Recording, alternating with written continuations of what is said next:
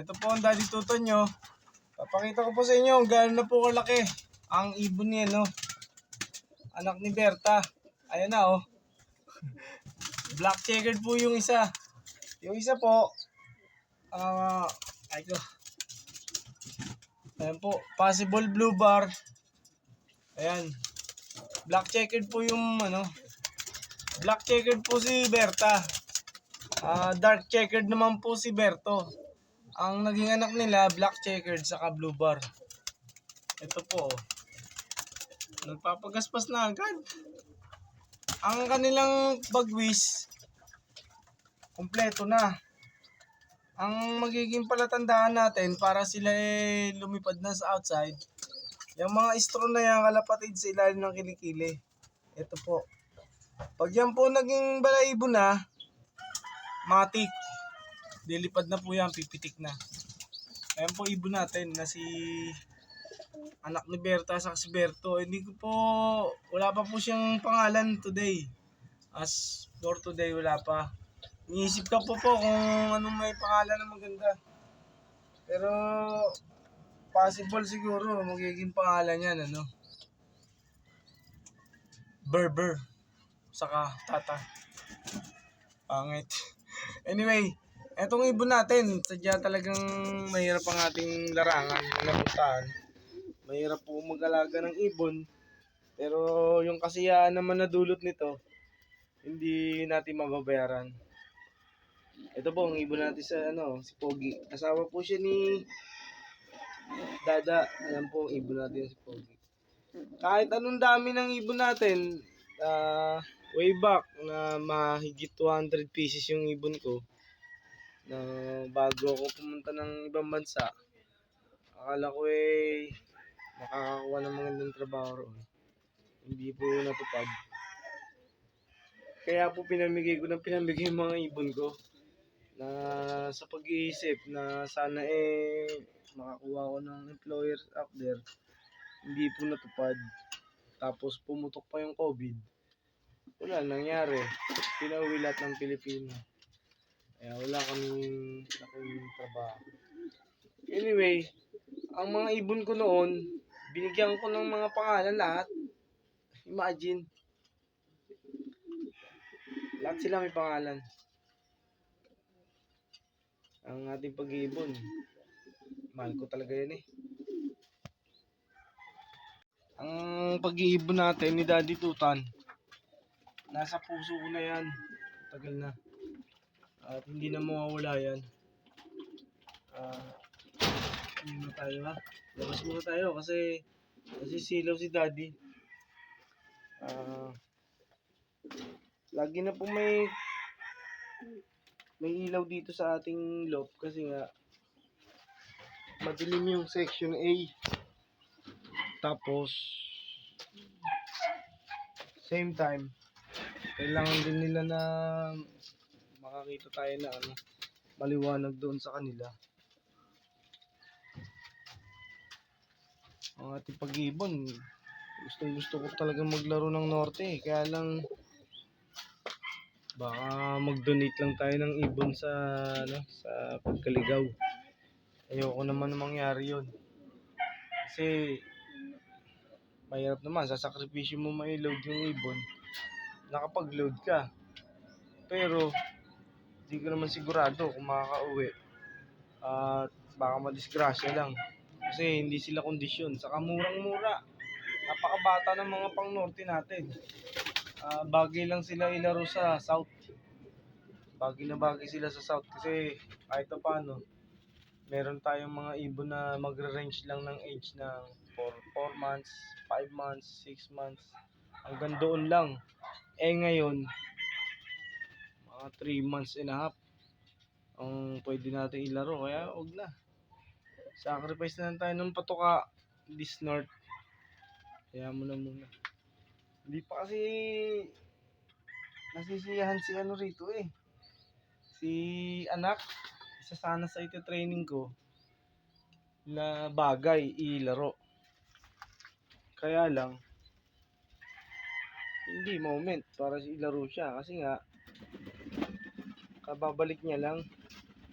Galing sa 70 days na pagkawala noong Del Gallego doon sa summer race natin last November 11 yata. Hindi ko maalala. Pero may record tayo noon ni Mami Tutan. Naka-record naman lahat ng ibon natin. Pero hindi po pwede eh. Madali siyang mapaamo kung meron siyang jowa. Kaya lang masyadong suplada yung mga ibon natin eh. Masyadong mga suplada. Ang pogi-pogi ni anak eh. Suplada naman masyado. Pagka siguro maaga pa naman isipin, nasa Bulacan pa lang naman yung bitawan sa CSW. Siguro ang CFL siguro nasa mid na rin ng Bulacan, or even baka mailaro natin ang Pampangas eh. Si Bertang, napipisil ko si Bertang eh. Si Bertang, si Toto, si anak sana talaga eh. Kaya lang si mahina ng katawan ni galing sa pagpisa ng ibon niya na namatay. Si Blue Spread naman. Kaya maraming factor eh. Nananahimik lang si Cute, nakagat pa ng aso, hinabol. Kasi mabait na ibon si Cute. Friendly siya. Pati sa kalapat, sa aso, friendly. Ayun. Hindi niya alam, hinahalikan na pala siya ng aso. May kasamang kagat. Ayun. Farewell sa'yo. Farewell na lang sa alaala ni Cute. Sana makapaglaro tayo. Gusto ko man maglaro ng Norte. Naglalaban yung isip ko, saka puso ko. Kasi hindi kondisyon. Wala tayong toss ng MOA. Wala man lang tayong toss ng kahit na luneta.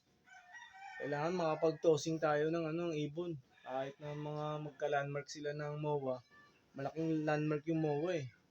Napakaganda nun. Or even dalawang bitaw ng Sangli, Cavite City. Pinakamagandang magiging landmark niya yung kanal, yung pinaka waterways ng mula sa MOA papunta ng Island Cove hanggang sa Cavite City, Noveleta hanggang Rosario. Tamang-tama 'yon. Ang ganda ng markings na mangyayari nun eh. Kung doon tayo magmumula. Pero mahirap talaga. Siguro lang. Shogunay. Wala tayong magagawa. Ganun lang talaga siguro. Ang ating ibon, ganito na muna tayo. Wala tayong gagawa talaga kasi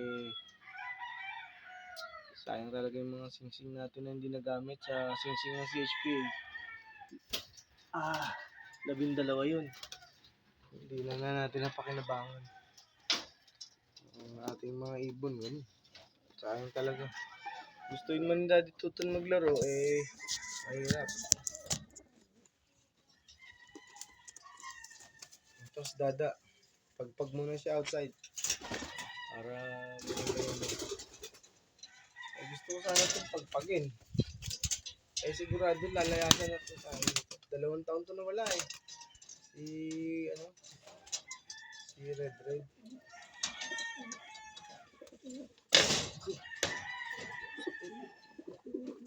Untog ako. Anong pangalan ko? Nasaan ako?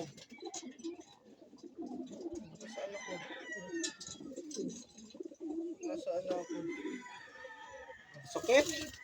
Untog ako. Pero tigas ulo ko kaya hindi tatalab. So guys, ang ibon natin. Si Chopstick.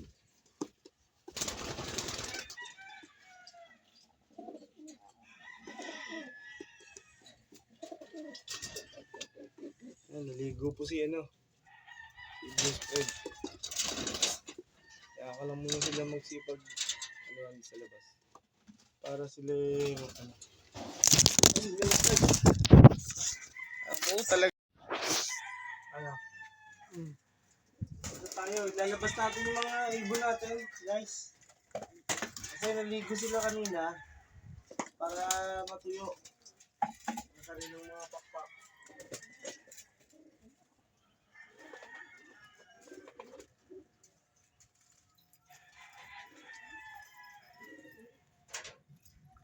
Ito. Sumusay. Maguligo yung mga yan. Ito. Sino ka? Oh, hindi ka pwede. Anak yan. Baba. Sino yan? Si Baba? Hindi pwede. Dida.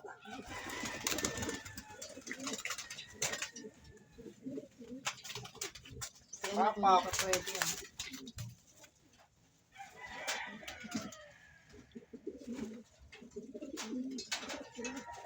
Pido.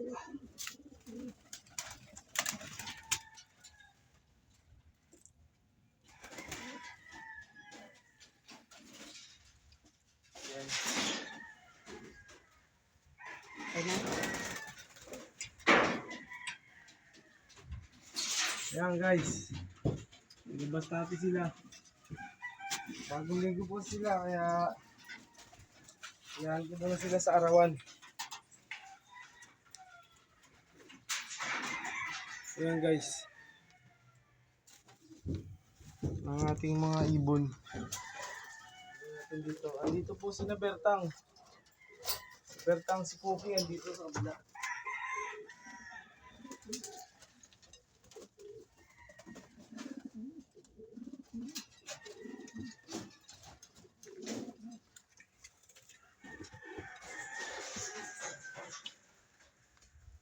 Ito po si Bertang. Bertang. Ito po si Cookie. Kuhi. Ito naman si Milo. Nahabol siya mabuti ni ni Luis. Ibig sabihin, Ang itlog na. malapit na siya ng itlog.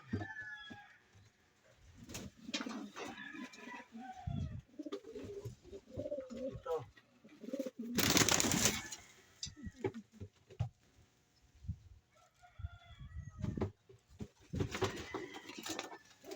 Ito si Toto.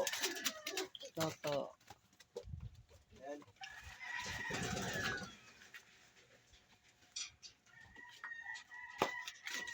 Ito. Si Toto. Nakailaro ko to sa party ng Pampanga. Yes, Toto. Pag Pampanga siguro ilalaro ko to. Kailangan na tayo mag-tossing, Mami Tutan. Oh, tossing na tayo. Tapos tayo. Namiss ko na mag-tossing sana. Malayo. Sige, magtutos tayo. Ayan. Kailangan ko lang siya magbilad. Ang ating ibon, ganyan.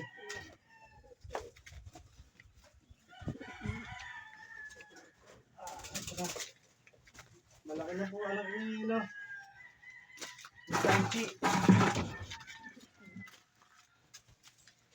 Anak po siya ni Taichi. Pero bakit puti? Baka bakit parang saddle?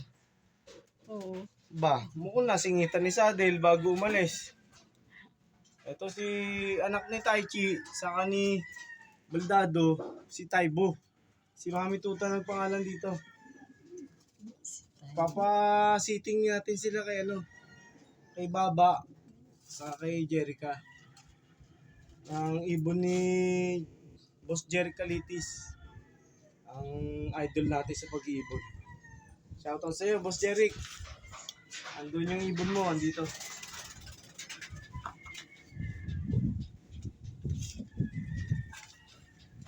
Ito po. Jerry Calitis. Ito, gift bird po sa akin ni Boss Jerry Caritis. Na si Cap Jerry. Jerry. Ayan, ito po yung ibon nyo, boss. Nalipad na sa akin.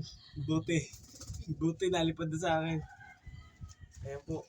At nagungungo siya. Hindi niya po anak yung inungunguan niya, kalapatids. Ano niya yun? Bali, nag-sitting lang tayo. Huwag lang siya ma-depress kasi namatay yung anak niya. Anti-depression yun, yung ganong technique. Para hindi siya. Salamat po guys sa pagsuporta nyo sa ating Mumunting channel. Salamat po Sana po maibigan nyo ang aming mga palabas, mga videos, ang aming mga shorts. Sana po maibigan nyo lahat. Dahil pinagbubuti namin yun para po sa inyo lahat. Yung pag may nag-comment na tungkol dun sa Nutri-Tubig, sasagutin ko naman po. Salamat po. At mabuhay tayong malaya. Kapit lang tayo sa ating pangarap. Dahil yung pangarap natin yan, bubuhatin natin yan hanggang dulo. Hanggang sa may turing naman tayo sa isang araw. One day. Mangarap po tayo ng mangarap at libre lang yan, kalapatids. Salamat po. God bless you all. Kamsahamnida. In Korean po yun. Thank you po yun. Minasang. Arigatou gozaimasu. Marami pong salamat sa inyong lahat. Ito po siya, si Jerica. Bye!